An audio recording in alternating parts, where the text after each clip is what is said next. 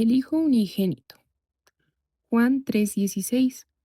Porque de tal manera amó Dios al mundo, que ha dado a su Hijo unigénito, para que todo aquel que en él cree no se pierda, mas tenga vida eterna. La cita de Juan 3:16 es por mucho una frase de Jesús ampliamente conocida en la comunidad de seguidores de Cristo Jesús. Considerando que analizar la conversación entre Jesús y Nicodemo puede llevar mucho tiempo, nos centraremos en una palabra de Jesús: unigénito. El término es monogenes, la traducción más aproximada al español, y significa monos, que es único o solo, y genos, que es clase o tipo. Entonces la traducción más directa sería uno solo en su clase, único o el único de su tipo. Entonces el argumento que Jesús lleva a cabo con Nicodemo es que Dios entregó a su Hijo unigénito, es decir, el único en su clase, en su categoría, similar a lo que incluso en el Antiguo Testamento aparece. Proverbios 34. ¿Quién subió al cielo y descendió? ¿Quién encerró los vientos en sus puños? ¿Quién ató las aguas en un paño? ¿Quién afirmó todos los términos de la tierra? ¿Cuál es su nombre y el nombre de su Hijo, si sabes? La presencia de Dios y su Hijo es clara no solo en el Nuevo Testamento, pues en palabras sencillas el foco central es Jesús, sino incluso en el Antiguo Testamento, donde existen sitios específicos en los que se expresa una segunda divinidad a la diestra de Dios. Para reforzar la enseñanza del Hijo de Dios como monógenes, también en el Antiguo Testamento, tiempo después, el apóstol Pablo utilizará de manera implícita la conversación de Jesús y Nicodemo para hablar de otra persona en el Antiguo Testamento. Hebreos 11:17. Por la fe Abraham, cuando fue probado, ofreció a Isaac, y el que había recibido las promesas ofrecía su unigénito. En esta cita, el apóstol Pablo utiliza la misma palabra, monogenes, que Jesús utilizó para referirse a su sacrificio en la cruz, pero la aplica para Abraham y su hijo Isaac. En aquella historia del primer libro de la Biblia, Génesis, luego de muchos años en que Abraham había sido elegido por Dios para hacer encabezar su nación y esperara también durante varios años para tener un hijo que le fuera descendencia, Dios pidió sacrificarlo. Génesis 22:1. Aconteció después de estas cosas que probó Dios a Abraham y le dijo: Abraham. Y él respondió: heme aquí. Y dijo: toma ahora tu hijo, tu único, Isaac, a quien amas, y vete a tierra de Moria, y ofrécelo allí en holocausto sobre uno de los montes que yo te diré.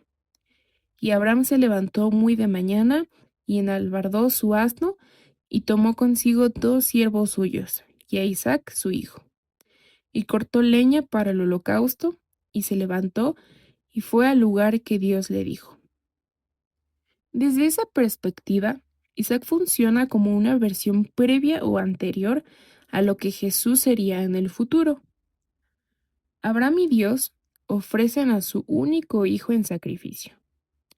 Si pudiéramos leer ambas historias, quedaría totalmente claro que se parecen en muchos aspectos, siendo la preparación o versión prematura una de la otra.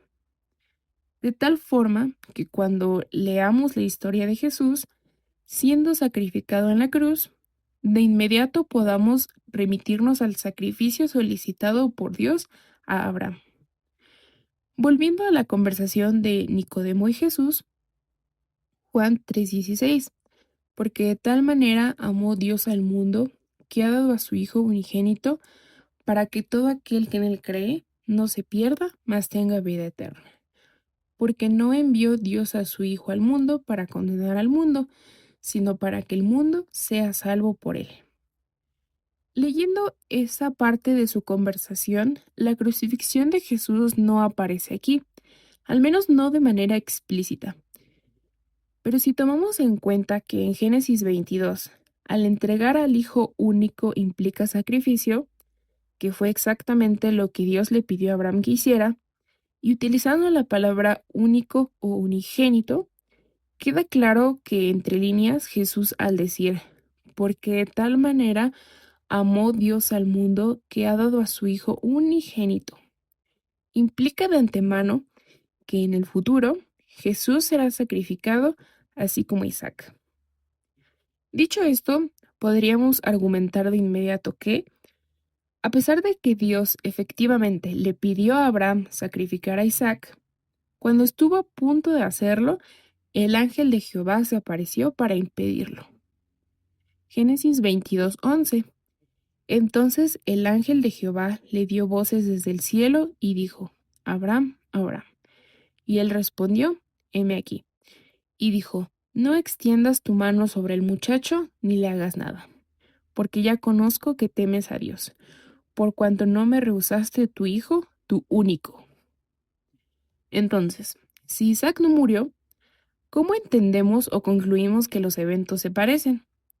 Pues, volviendo al texto del apóstol Pablo, es él quien une los puntos de ambas historias. Hebreos 11:17. Por la fe Abraham, cuando fue probado, ofreció a Isaac, y el que había recibido las promesas ofrecía su unigénito, habiéndosele dicho, en Isaac te será llamada descendencia, pensando que Dios es poderoso para levantar aún de entre los muertos, de donde, en sentido figurado, también le volvió a recibir. En el libro de Hebreos, el apóstol Pablo va todavía más allá. No solo compara a Abraham y Jesús en el sentido del sacrificio, sino también en el sentido de volver, levantar o resucitar de entre los muertos. Isaac en sentido figurado murió, y al ser detenido por el ángel de Jehová, volvió a vivir. Jesús en el sentido físico murió y resucitó. Volvió de los muertos para vencer la muerte. Primera de Corintios 15:20. Mas ahora Cristo ha resucitado de los muertos. Primicias de los que durmieron es hecho. Porque por cuanto la muerte entró por un hombre, también por un hombre la resurrección de los muertos. El sacrificio de Jesús estaba delineado desde el primer libro de la Biblia. No fue una casualidad, no es una ocurrencia. La vida eterna es alcanzable solo a través de Jesús, echando mano de su sacrificio y resurrección. Ya no estamos muertos por el pecado. A través de Jesús podemos alcanzar la vida. Juan 14:6. Jesús le dijo, Yo soy el camino y la verdad y la vida. Nadie viene al Padre sino por mí. Que Dios te bendiga.